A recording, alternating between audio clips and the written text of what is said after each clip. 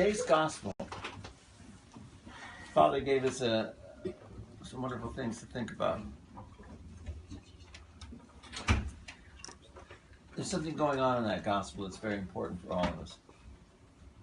How we approach things in life, how we approach God, how we approach each other, how we live our lives, is all in that little gospel today. There were those who came because they were curious. They didn't care. They heard a big event. They heard something happen and they want to get in on it. Maybe I can get something out of this. They went out of curiosity. They weren't going to invest, they were going to go get. We oftentimes do that. We go to church, we go to God, not because we're going to give, but we want, and not because we're going to invest. We want to see what we can get.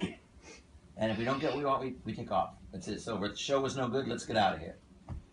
They were there, looking to see what happened, want to see the curiosity of Lazarus who came back from the dead, but not really loving and understanding the Lord. Is that me ringing for him? I'm sorry, that might be Boris. Excuse me. It is Boris. He's going to have to wait. He's calling me to say, where's communion? Okay, Boris, be quiet. And so that's the first thing, people coming to the Lord.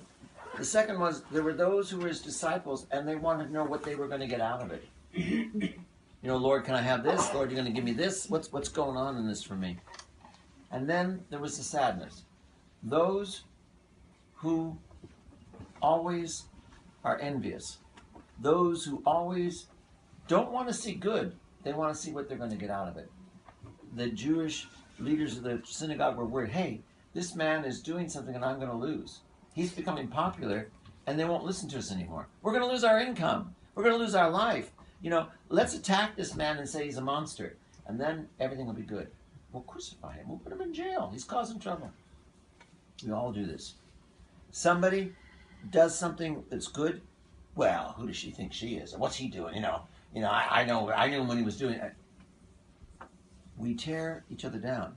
We don't build each other up. We don't say, wow, you succeeded. Thank God. Oh, look at what you're doing. This is wonderful. We say, who does he think she is? Oh, wow, you didn't do that.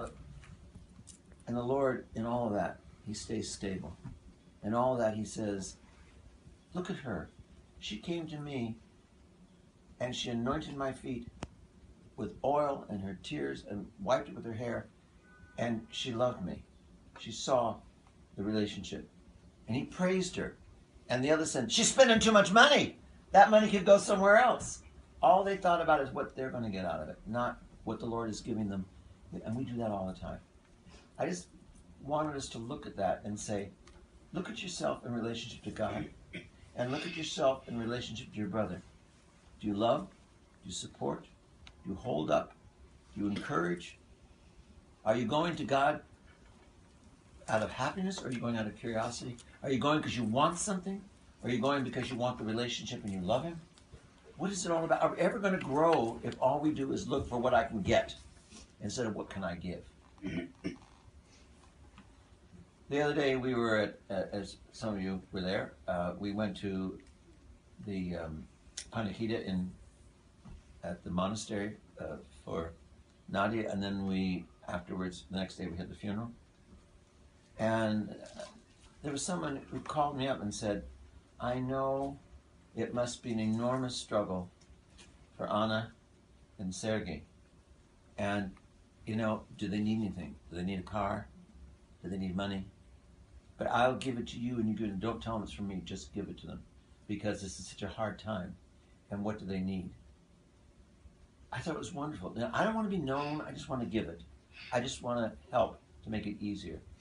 Many of us did that. There was a wonderful sense of family and community and caring. And we were all rewarded for it. Because everyone experienced the lightness and the joy and the beauty of this girl's life within our community. And it was good for all of us. And it made us all think, what is it all about? I tell you, every year, I say it every single year, someone, this is their last Pascha. And it happens. And we live like we're going to live forever. We live like we can take care of it later. You can't take care of it later. You got to take care of it. The only day you have is today. There is no tomorrow. It never comes. It's always today. It's never tomorrow. And yesterday is gone. We waste so much time on yesterday when it doesn't exist. And we put so much hope in tomorrow when we can do it all right now. You can only love now. You can only forgive now. You can only ask for forgiveness now. You can only give now. You can't do it later. So let's look at how we relate to God and how we relate to each other. And that will change us. It will change us. Have a feast. And we'll see you all tomorrow, God willing. One or both. 6 or 6 or both 6s. It'll be great. Tomorrow's the bridegroom matins in the evening. It's beautiful. If you never heard it, come. It's spectacular. Behold, the bridegroom comes at midnight. And it's a wonderful, he's coming to your soul. And don't be the foolish virgins who are out having a party and forget to come to greet the bridegroom. So, put a little gas in your tank and get here. We'll see you all tomorrow. Have a wonderful day. Enjoy it. This is the last feast until Pascha. Eat and have a good time.